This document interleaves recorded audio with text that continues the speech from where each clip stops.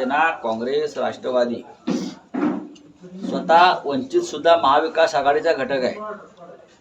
अधिकृतपणे ते आमचे महाविकास आघाडीचे घटक आहेत.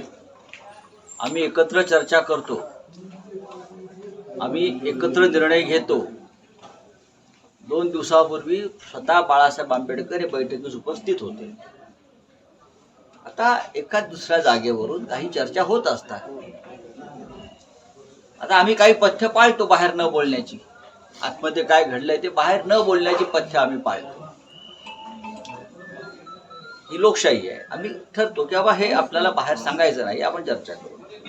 आणि त्यांच्या पक्षाचं धोरण असेल ते आघाडीचं की प्रत्येक गोष्ट उघड करावी, लोकांसमोर मांडावी. ते जास्त लोकशाहीवादी आहेत. त्याच्यामुळे आम्ही त्यांच्याही भूमिकेचं स्वागत करतो. अजित पवारांनी काल सुना इशारा आहे आम्ही देतो. काय म्हणाले पवार साहेब? ज्या पक्षाच्या चिन्हावर तुम्ही निवडून आलात, ज्या पक्षाच्या युनिफॉर्मवर शरद पवारांची सही आहे आणि त्याच्यावरती हे महाशय निवडून आले आमदार, आणि ते शरद पवार यांच्याबरोबर निष्ठेने राहिलेल्या कार्यकर्त्यांना धमक्या देत असतील तर त्यांना कोणत्या भाषेत उत्तर द्यावं? कोणत्या भाषेत? ठीक आहे, तुम्ही गेलात ना, तुम्ही सुखाना नांदा. धमक्या, इशारे, पोलिसी बळाचा वापर करून तुम्हाला जर राजकारण करायचं असेल तर माननीय शरद पवार बरोबर बोलले. माझं नाव शरद पवार आहे, जसं आम्ही म्हणतो. आम्ही शिवसैनिक आहोत, आम्ही ठाकरेंचे शिवसैनिक आहोत. उद्धव ठाकरे म्हणतात मी उद्धव ठाकरे, आमच्या नादाला लागू नका. शेवटी सत्य, धर्म आणि खरेपणाला एक अहंकार असतो, तो असायलाच पाहिजे. गुलाबराव पाटील महाराष्ट्रात शिवसेना आहे बघा. काँग्रेस, राष्ट्रवादी काँग्रेस, शिवसेना, वंचित आघाडी यांनी जिथे जो ताकदीचा उमेदवार आहे, ज्याच्याकडे जो जिंकू शकेल त्यांनाही जागा वाटप होईल. आणि आमच्यामध्ये जागा वाटपात कोणते मतभेद नाहीत. एखादे अमित शहा दिल्लीतून येऊन बरं का आमच्यासमोर बसत नाहीत आणि तुम्हाला आणि आमच्यासमोर तुकडे फेकत नाहीत. असे तू 2, तू 4, तू 3, आम्ही एकत्र बसतो आणि सन्मानानं जागा वाटप करतो. आमच्या जागा वाटप दिल्लीत होत नाही आणि होणार नाही.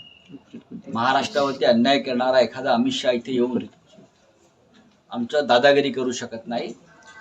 उद्धव ठाकरे इथे आहेत, माननीय शरद पवार आहेत, काँग्रेसचे नेते आहेत आणि प्रकाश आंबेडकरचे आहेत. आम्ही एकत्र बसतो आणि जागा वाटप करतो. पूर्ण बेकायदेशीर आणि घटनाबाह्य होत आहेत. त्याच्यामुळे आता ज्या घटनाबाह्य गोष्टी सुरू आहेत त्याच्यावर न्यायालय निर्णय घेईल. साहेब, काल उद्धव साहेबांनी नितीन गडकरी साहेबांना की महाविकास आघाडीत या आणि उभा राहा. त्याच्यानंतर बावनकुळे असं म्हणतात की गडकरींना भारतीय जनता पार्टीत तिकीट दिलं आणि मोठ्या मताधिक्याने ते निवडून येते. बावनकुळेंनी स्वतः तिकीट मिळवू शकले नव्हते. आपल्याला माहिती असेल विधानसभेत जे बावनकुळे स्वतः तिकीट मिळवू शकले नव्हते ते नितीन गडकरी सारख्या इतक्या थोर आणि ज्येष्ठ भाजपा नेत्याला तिकीट देणार हा आजचा सगळ्यात मोठा विनोद आहे. उत्तर दिलंय. पराभवाच्या भीतीतून अशा प्रकारची वक्तव्य त्यांच्या तोंडून बाहेर पडतात. हा संपूर्ण महाराष्ट्र आमचा आहे. हा अमित शहाचा महाराष्ट्र नाहीये किंवा हा नरेंद्र मोदींचा महाराष्ट्र नाहीये. हा महाराष्ट्र मराठी माणसानं 106 हौतात्म्य किंवा बलिदान देऊन मिळवलेला हा मराठी माणसाचा महाराष्ट्र आहे. इथे कोणाला मुख्यमंत्री करायचं हे अमित शहानी कदाचित 1 वर्षापूर्वी ठरवलं असेल, चोऱ्या माऱ्या करून लोकांना नेमून. पण यापुढे त्यांना हे जमणार नाही. मी म्हणतो ना, मराठी माणसाचा महाराष्ट्र आहे हे अमित शहानी लक्षात ठेवा. साहेब उद्धव ठाकरे हे धाराशिवच्या दौऱ्यावर आहे आणि महाराष्ट्रामध्ये त्यांचा जनसंवाद दौरा सुरू आहे. त्या दौऱ्याचाच हा एक भाग असून काल सकाळपासून त्यांनी लातूरला सुरुवात केली. धाराशिव लोकसभेचा भाग लातूरमध्ये येतो.